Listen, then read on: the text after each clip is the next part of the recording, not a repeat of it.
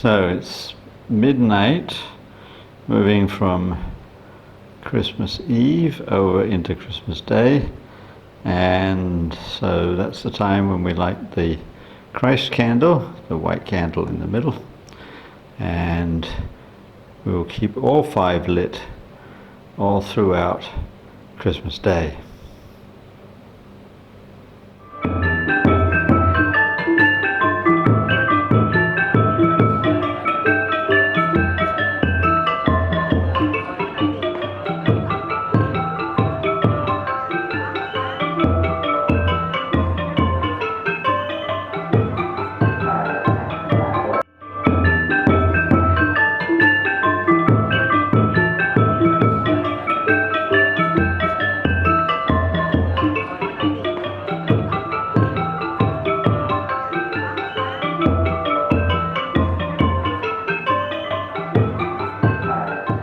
Let me take you on a little tour of my kitchen and start here with what is nominally my dining table, although I've never actually used it as a dining table.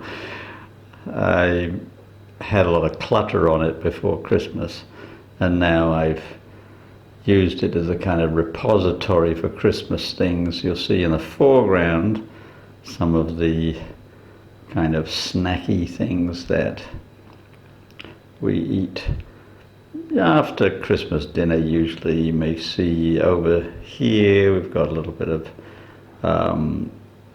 pineapple dried and some chocolate, which I'm going to melt over the Christmas ice cream. Some pate, some nuts. We used to have a nut bowl with a nutcracker when I was a kid, and I'm not really into that now, so I've just got some cashew nuts and some dates. We always had dates and figs afterwards. The foil is covering my Christmas cake, which I'm actually going to use as an Epiphany cake, and my year-old pudding, which I will steam later, and some brandy for lighting. And then over here my prep table, which is also completely cluttered with essentials: rice, noodles, pasta, beans, milk, bread. They're gonna be used for bread pudding and stuffing. My spices and all of my sauces, and then down here I've got my induction plate that St. Nicholas brought me. I'm going to use that, I think, for steaming the pudding, because I usually steam it for about at least 5 or 6 hours, and then prepped and ready on the hob for making the various accoutrements, including bread sauce and my vegetables. Now, when I was a boy in South Australia, my mother always roasted a chicken for special occasions, which included birthdays and, of course, Christmas Day. Seems a little, should I say paltry? Not poultry, paltry these days, when people roast turkeys and geese and whatnot. And I used to roast the goose for years and years and years. This is a throwback to my childhood, when chicken was quite rare, because the normal sort of cheap Sunday dinner was roast lamb.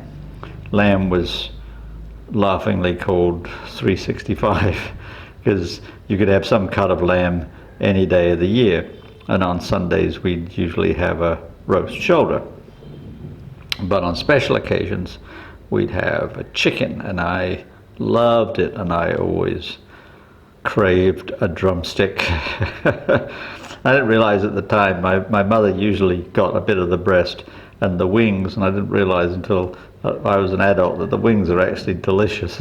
I thought she was being a martyr. Anyway, I'm going to roast it whole.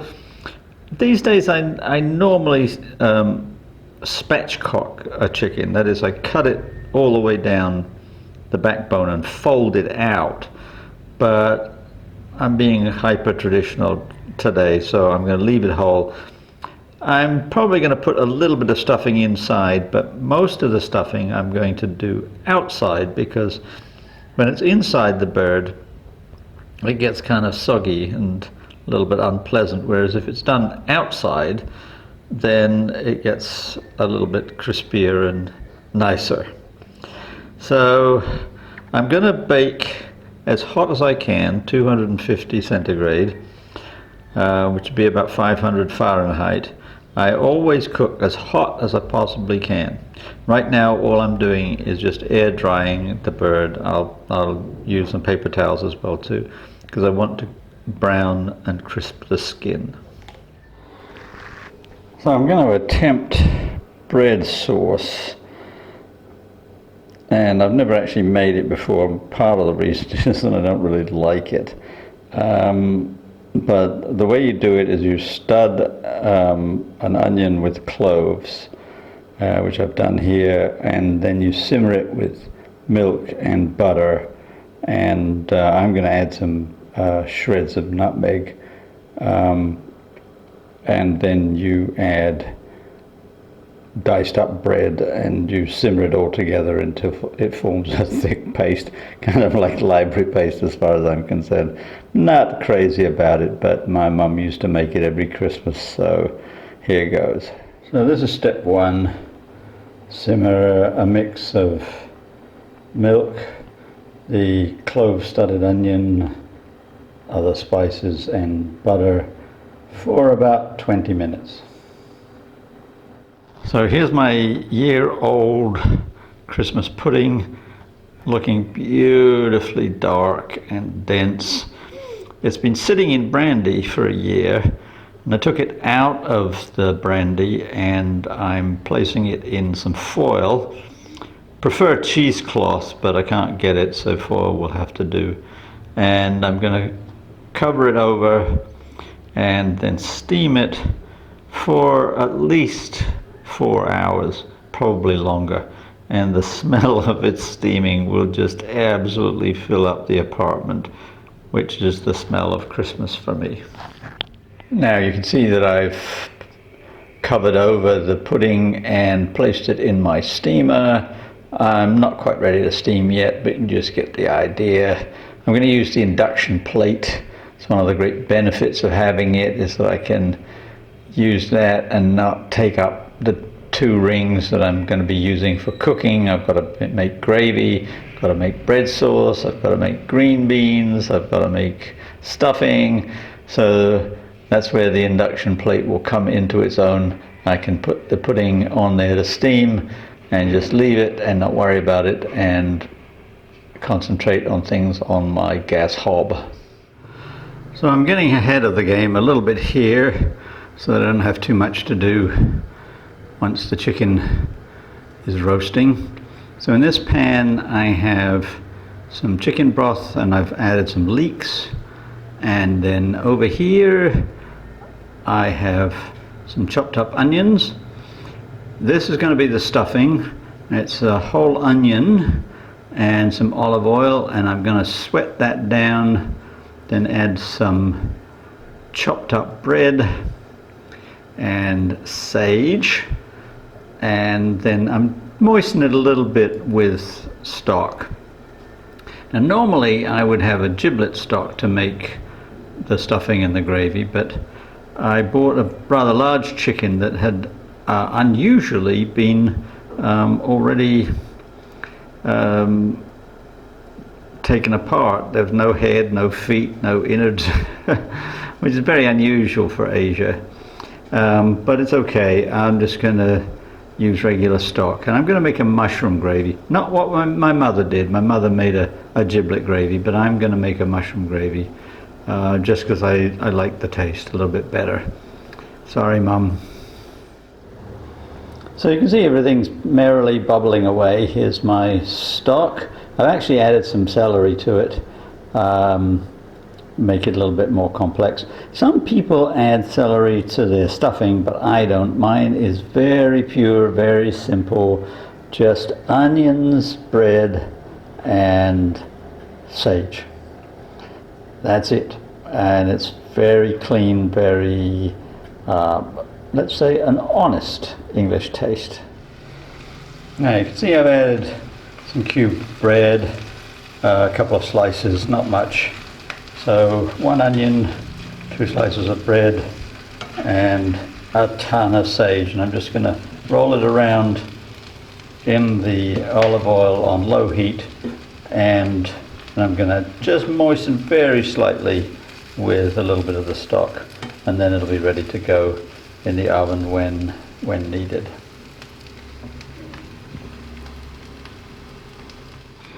So this is the stuffing, which I have put into a little pouch of aluminium foil, and I'm going to bake it not for the whole time that I cook the chicken, but maybe for the last 20-25 minutes.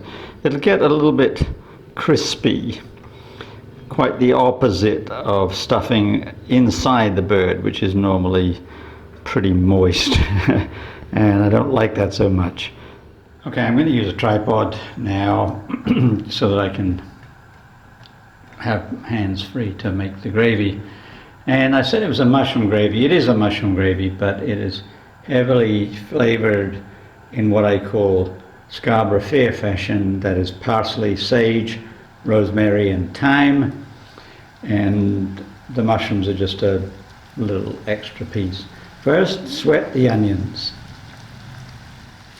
Now I do want them to take on a tiny bit of colour, not much, but just a little bit. So I've got them on medium heat, and as always with onions, you shouldn't be going away and doing other things. You should be paying attention and worrying them around a little bit, and as soon as they start taking on colour, I'm going to add my stock and my seasonings, and then taste. And if you've been watching any of my videos before, you know that my mantra is taste, taste, taste, then taste again. Keep tasting. Don't do what recipes do. They say add a teaspoon of this and a teaspoon of that and cook for an hour and then adjust the seasonings. No, no, no, no, no. Taste all the time. Now perhaps you can see, I don't know, that the onions are just starting to take on a little bit of colour, and that's enough. I don't want them to be really browned. If it was a beef stock or a pork stock, then I might brown them more, but that's quite enough. And so at this point I'm going to add some hot stock.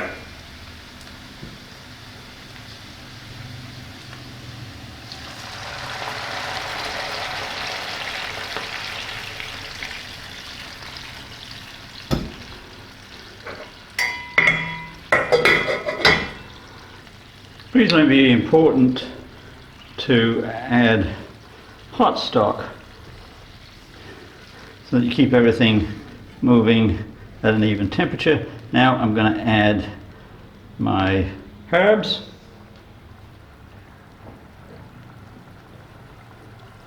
I've got fresh parsley, which is actually quite unusual for Asia, but my local supermarket stocks it. I think probably because there are Europeans who use the market. I don't know.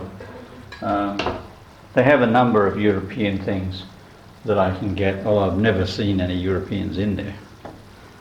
Okay, I'm going to turn it down a little bit. It's bubbling a little bit too much. And now I need sage. I'm running out of sage, so I'll add what I have. Parsley, sage,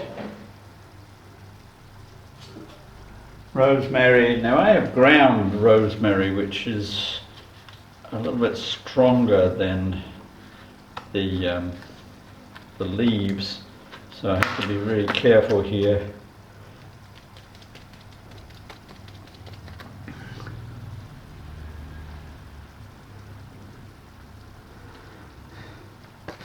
And lastly, thyme. Thyme is one of those herbs that I find almost indispensable in chicken cooking. Somehow the chicken and thyme just complement each other. I'm also going to add a few grinds of black pepper.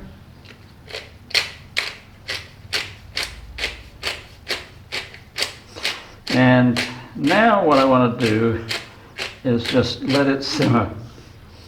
If I had been thinking straight, I would have made this yesterday, but I had a lot to do. So I'm going to do it now. It's quite early in the morning. It's only about 8 o'clock right now. And I'm not going to eat until probably 1 or 2 o'clock. So it'll have a chance, even after it stops simmering, of the flavors marrying and maturing.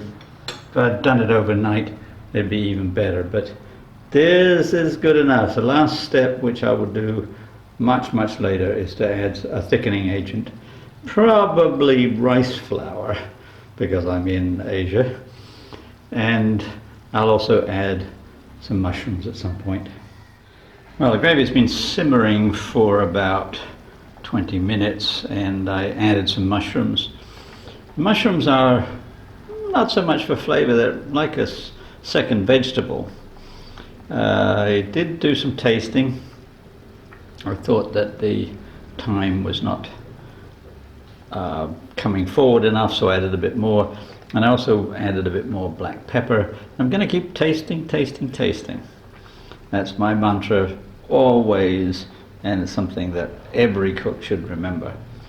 I used to have a secretary in my office at work who tried a recipe that I gave her, and she said, well, it was okay, but it wasn't great. She said, I made it and turned it out, and it was all right. And I said, did you taste it at all before you served it? Oh, no. No, I just did what you said and served it up. No. Every recipe is a guide. It's up to you to perfect it. Well, you can undoubtedly hear that my induction heater fan motor is banging away. I'm just starting to get the pudding on the boil, and meanwhile over here I've got my chicken. It's all dry. I put some oil on the skin and it's a little bit in the pan. I put some potatoes in there. I'm going to add some other vegetables later, but they won't take as long to cook, so I'm being a little cautious. This should take about an hour. We'll see. So you can see and hear that my steamer is hard at work. I've got it on exactly 100 degrees centigrade, which is of course the boiling point of water, and kind of comes and goes, but I'm going to leave it there for 4 hours.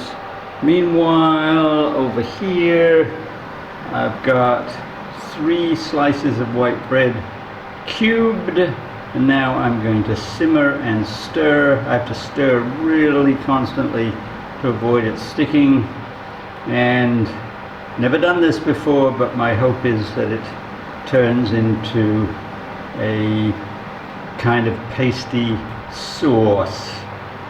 Fingers crossed. As you can see, I did need to get the whisk out and do some pretty brisk beating, but the bread sauce is now creamy, and to make it creamier I've added some heavy cream as well, and now I'll just let it sit. I'll warm it through when the chicken is ready. Well, this meal is turning out to be a whole lot more nostalgic for my Christmases in South Australia than I imagined. You can see the chicken in the oven browning nicely. And over here I've got the pudding boiling, and I've got the gravy reducing. Here's the steaming pudding, and it is so hot. It's 33 degrees out, which is about like it was in Australia on Christmas Day, and I am just sweltering. So it's nostalgia squared. So I decided to go with just regular flour to thicken the gravy, but I've decided to just reduce it a little bit as well. It was a little bit thin, so I'm just reducing it. And instead of putting the green beans in a pot, I have put them in with the steaming pudding. Very smart. Just to conserve some energy and also to conserve some heat. I'll be ready to eat probably in about 10 minutes or so. The chicken has browned nicely. I've put in the stuffing just to heat through, and once everything comes together, I'll plate up and show you the finished dish. Well, as you can see, we're about ready to go. Chicken's looking good and golden brown. There's the stuffing, and the potatoes are in the back, and some leeks in the front, all beautifully cooked. So now I'm going to plate up. Well, I could not wish for a better dish. There's the really crispy skin. Underneath it is the white sauce, the crispy roasties, leeks, onions, long beans, stuffing, breast meat, which is so incredibly juicy. And now I'm just going to fill my belly, probably too full. I'm not going to have pudding just yet. Now, I normally do this part of the proceeding at night. I've darkened the room a little bit, but it's still daytime here because I want to move along with my dinner and my videos and so forth. Be a little bit more in keeping with the way it was when I was a boy. So I've got a small ladle of brandy that I've just heated up a little bit. You can see the pudding has just come out of the pot. It's steaming, and oh gosh, I wish you could smell the aroma. And what I'm going to do is pour the brandy over the pudding and light it. It's always a little bit risky, so let's just see what happens.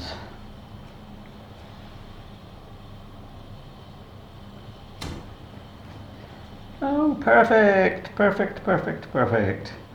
That's the sight of Christmas. And now I'm going to let the flames die out and cut off a chunk with some mincemeat ice cream and some whipped cream, and that will be the finish of my Christmas dinner. And this is the final act of my Christmas play. The pudding underneath with some cream and ice cream, and I've just about got enough room in my stomach for this tiny piece, and I'll probably have to take all the way to Epiphany to eat the rest of the pudding. Well, I'm not sure how well this is going to work out, partly because there's a lot of noise out here right now. I'm on one of my balconies facing the road, and there's construction going on, even though it's Christmas Day. So it's not Christmas Day for my people. Anyway, I'm doing this outside because I'm smoking a cigar, as you can see, and I will say that I actually don't smoke anymore. I took up smoking cigars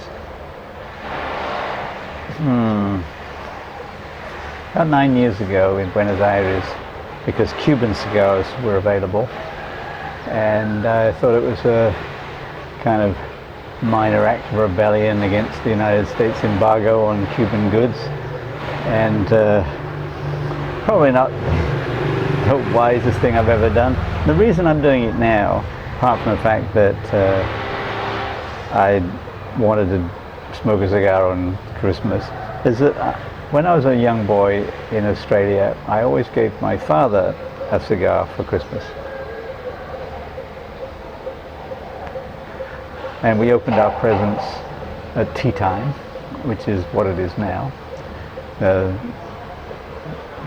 Dinner long over, maybe taking a nap. I just took a long nap because my Christmas dinner was way too much for me.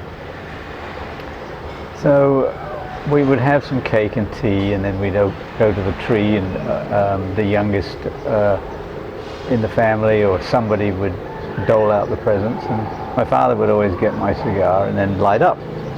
So this is partly a little bit of a nostalgia for my father. The cooking was for my mother. This is for my father.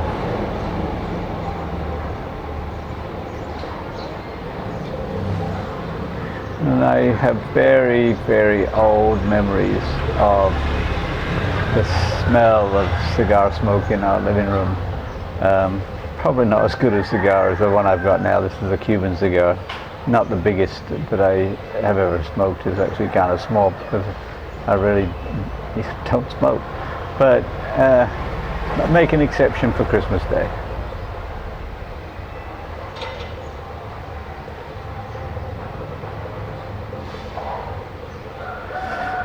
And I wish you all a Merry Christmas.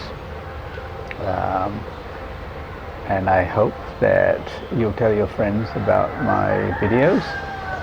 I hope you will like and subscribe, or ask them to do the same. And we'll get back to sort of normal on Tuesday. I think I'm going to talk a little bit about New Year's customs.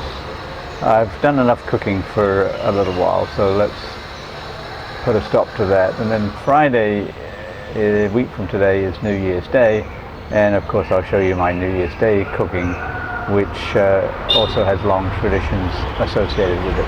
So enjoy your Christmas and have a prosperous New Year.